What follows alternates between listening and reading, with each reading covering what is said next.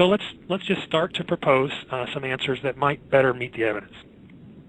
So on the tenants article, I saw a couple of things. I started with the impact zones of the towers because I thought that was interesting that a company called Marsh & McLennan occupied all of the floors in the North Tower where the plane impacted and the fires kind of raged there. Marsh & McLennan was this big insurance broker, financial company. And those floors that Marsh occupied were the exact floors that had been updated for fireproofing in the few years before 2011. So 110 stories, and there was only 8 of them that got full floor fireproofing upgrades, and all 8 of them were Marsh & McLennan, floors 93 to 101, where the plane impacted. So I thought that was pretty odd. Started looking at Marsh. I thought, yeah, that seemed odd to me. And started looking at Marsh and some of the people that worked for them, and I noticed there were a couple of Bush family members, like Craig Stapleton, who is the husband of George W. Bush's cousin, and he was there, and he used to be Bush's partner in the Texas Rangers deal that made him so much money. I also noticed L. Paul Bremer. This guy stood out just glaringly. L. Paul Bremer was the 2 years later the Iraq occupation governor, so people may remember him better for that. But on 9/11, he was the CEO of Marsh Crisis, a division of Marsh & McLennan, and he had an office in the South Tower. So when I started looking at these floors in the different areas of the towers, I noticed that these matched up, and Marsh had not only the entire impact zone of the North Tower, but they had a subsidiary right in the middle of the South Tower, and L. Paul Bremer had an office there. And Bremer was one of the first people to start giving us the official story for what happened. He somehow survived the day. I don't know how. He had his office there, but instead of going to his office, he had showed up on all the news stations telling us Osama bin Laden was responsible, and probably Iraq and Iran also, and that we really ought to start a massive war against those people. So that's interesting. The other thing that was interesting about Bremer was he was a director for a Japanese company called Komatsu that had just patented a thermite demolition device in 1996. So, and published the patent. So that I thought was interesting enough that maybe it should be investigated.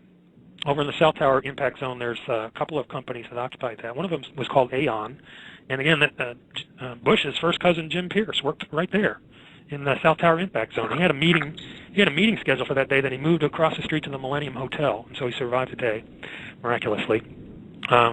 There's also Baseline Financial right there in the impact zone. This guy named Joseph Casdutis was really interesting to me because he was very closely related to the Department of Energy, and also just above him was a company called the Washington Group, and they were also very closely related to the Department of Energy and had just purchased a company called Morrison Knudsen that did hundreds of demolition projects for the Army Corps of Engineers.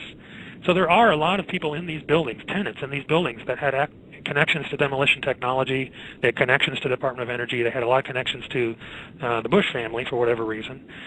And so that's just that one article stands on its own. And then I went to the security design companies and contractors and found Kroll. A lot of people know about Kroll. It's this massive security company that also used to be called the CIA of Wall Street, and for their investigative work. And Kroll designed the security systems for the World Trade Center complex after the 1993 bombing.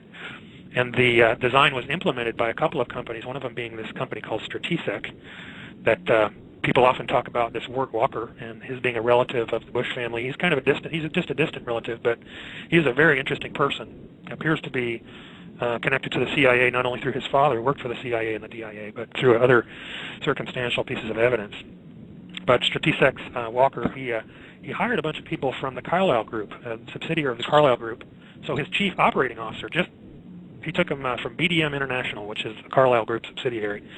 And BDM had a history in black projects. So Strategic is very interesting for all these connections to not only Walker, but Marvin Bush, who was the president's brother, was a director at Strategic.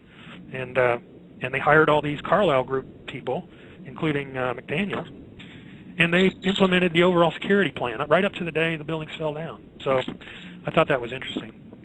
I agree. Totally amazing. It seems worth investigating, Todd. I think that's the main thing. If we have to, we'll go forward and we'll do all the footwork, and we'll make it as painfully obvious as possible that there are a lot of people like these people I'm naming who are at least as suspicious as the 19 hijackers that were named, at least, if not far more so. And they did benefit, and they did have access to the technology, and they did have access to the buildings, which, when explosives were placed in the buildings, those are the questions you want answered. Kevin, I want to get to the cleanup side of it too. That's important. You found some really interesting stuff related to the cleanup and people involved in the cleanup. But before we go there, I'd like to talk about Rudy Giuliani for a minute or two. You told me some stuff about Rudy Giuliani that I had never known. For one thing, you seem to provide a little bit more detail about his movements on the day, and good detail about the Office of Emergency Management, OEM personnel, when they vacated, where they were. There were interesting stuff. But you mentioned that Rudy Giuliani's father was a convicted holdup criminal who had spent time in Sing Sing and had been associated with the mob in New York, and that his uncle was a mobster, and other people in his families were connected to the mafia. And so why has Rudy Giuliani never been, how did he ever get elected to the mayor of New York with these kind of connections? How come, he was portrayed as a hero? I realize maybe this is a little bit off topic here, but I was so shocked by this stuff about Rudy Giuliani. He's portrayed as the 9/11 hero, and yet he has all of these amazingly questionable connections. And of course, he's not the only one with these kind of connections. And when you do talk about the cleanup, you talk about a lot of mafia connections. Could you just talk a little bit about Rudy Giuliani? Yeah, sure. The history of Harold Giuliani, who's his father, is I think commonly known. This wasn't something that I surprised anybody with. Harold Giuliani was this kind of two-bit thug that got put away in Sing Sing for a period of time, and then on Giuliani's mother's side, her brother and Giuliani's cousin were both. There's a good deal of evidence they're associated with the mob, but why was Giuliani then elected as mayor? Is first of all, you can't blame the sins of the father on the son. That's an old saying, and you can't blame the sins of the nephew and the cousin. And it's just a lot of circumstantial evidence, though. For this guy, it's a lot of circumstantial evidence that he does appear to come directly from the mob. Giuliani has a long history with the Department of Justice, though. He worked at the Department of Justice for years. He worked at the Southern District of New York as well. What's really interesting to me about Giuliani is that he worked for the law firms, White & Case, for example. White & Case is a famous old law firm that represented BCCI. Do you know the company, the Bank of Credit and Commerce International, that was said to be the largest bank fraud in history? It wasn't really a bank fraud. It was a CIA world intelligence sort of black ops outfit that financed terrorists and so forth. And so Giuliani, as well as a lot of other characters that were right there in New York City involved in the events, were also involved in investigating BCCI. I mean, Michael Cherkasky, for example, was. He was at the time the chairman of Kroll at the time of 9/11, but he had been previously a assistant DA and investigated BCCI and a lot of other people. So that's what interests me about Giuliani. I get the impression from Giuliani's interview with Peter Jennings on the day of 9/11 that when he went ahead and said, we were told the buildings were going to come down, he admitted that he had foreknowledge in that sense.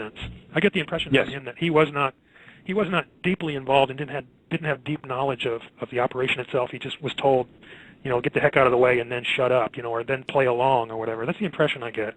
But there is another guy very closely associated with Giuliani named Bernard Kerik, who was the New York City Police Commissioner on 9/11 and also considered a hero of the day. And Kerik, he just looks the part of a mobster. He was Giuliani's chauffeur in 1993, but in the 70s, and later he was an employee of the Saudi royal family, as well as an employee of, again, Morse and Knudsen in Saudi Arabia.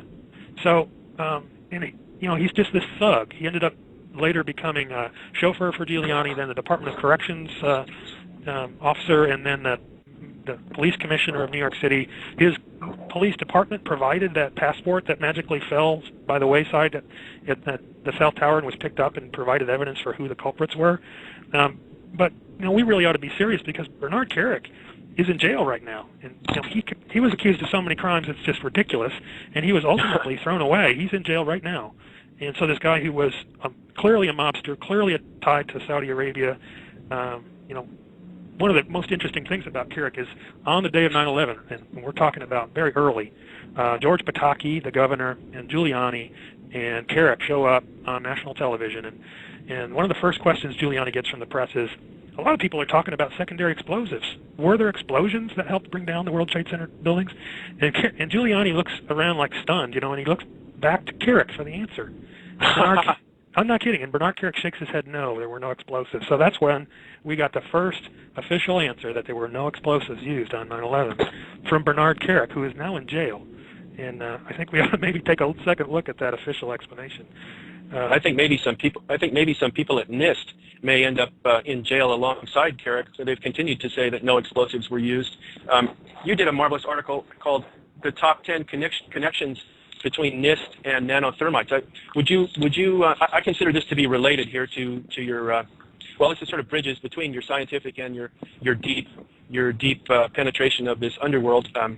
But talk about NIST's connections to nanothermites, which they deny were used, and they never even investigated. Yeah, absolutely. The top 10 connections between NIST and nanothermite is the paper. That's at the Journal of 9/11 Studies, and it's been a couple of years. But I published that because I just really wondered how NIST could play dumb so well. How could they not think about nanothermite at all? Because they seem to have a lot of very well-qualified people who should have thought of that right away. And some of the people involved, for example, are the directors of NIST at the time. In October of 2001, Bush nominated a guy named Arden Beeman, who was a materials science engineer. I mean, he's the kind of guy that would know high-tech materials better than anybody. He had just come from Purdue University. Purdue had a thriving nanothermite program under a professor by the name of Stephen Sun, who came from Los Alamos National Laboratories. So Beeman really should have known. He had several other interesting connections, but then he was replaced by a guy named Hratch Semerjian. And Semerjian not only had the background, but he wrote 10 papers with the world's leading expert on nanothermites, a guy named Michael Zachariah. Michael Zachariah has written more on nanothermites than anyone, I think, and he worked at the University of Minnesota for a while. Prior to that, he worked at NIST as well. So Michael Zachariah worked at NIST, but yet NIST can't figure out the possibilities of nanothermite. You know, whenever thermite was brought up to them over the years, they'd always say, "Oh, gee, that wouldn't make any sense. We'd have to have 1 million pounds of thermite," which obviously is not true. If anybody's seen the new video by my friend John Cole, who's also a board member at Architects and Engineers for 9/11 Truth, he's got a video called "The Great Thermite Debate." You can find it on 9/11 Blogger, and he shows that all these people who said you need all these gazillion pounds of thermite are crazy, and that people who said thermite can't cut steel columns are crazy because he did it up in his backyard. So obviously it can be done, and it can be done very efficiently. But Hratch Semerjian wrote this paper, these 10 papers with this world's leading expert on nanothermite. Then we go into the company that provided the largest contingent of non-government employees. This is a really interesting company. It's called Science Applications International Corporation, or SAIC. And SAIC, as I said, provided all these people to the NIST investigation. They're all listed. This huge group of people are listed in the report as being authors of the report, essentially.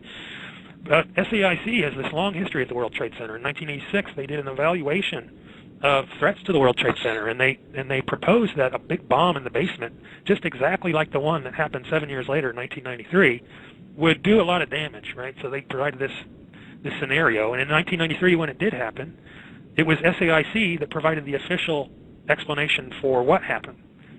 And then in 2001, they're hired after 2001 to help NIST write this report on what happened on 9/11. But SAIC, they make nanothermites.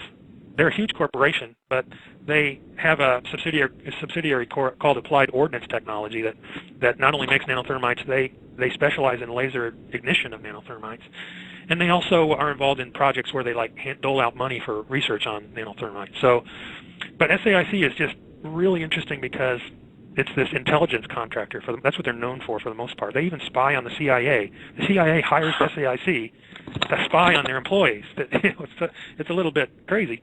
SAIC provided evidence to kind of prove that Iraq needed to be invaded. The evidence against Saddam. They provided the evidence. They provided the evidence, intelligence evidence, for the capture of Khalid Sheikh Mohammed. They trained the Saudi Navy. They have employees like Robert Gates, who's our current defense secretary. They did.